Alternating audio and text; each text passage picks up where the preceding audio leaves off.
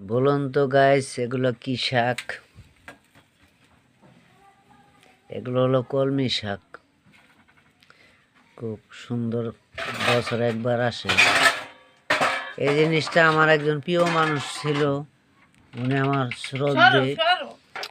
উনি আমার শ্রদ্ধে বড়জন ছিল, বড়। উনি আর পৃথিবীতে নেই।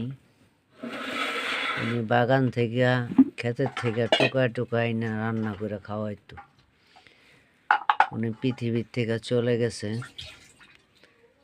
কত কষ্ট করে ঠান্ডার ভিতরে যা শাক টোকায় নিয়ে আসতো, ভগবান তাকে নিয়ে গেছে।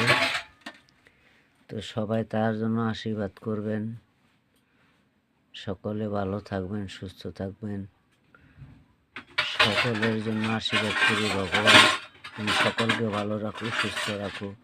হরে কৃষ্ণ, জয় রাধে রাধে, জয় গোবিন্দ।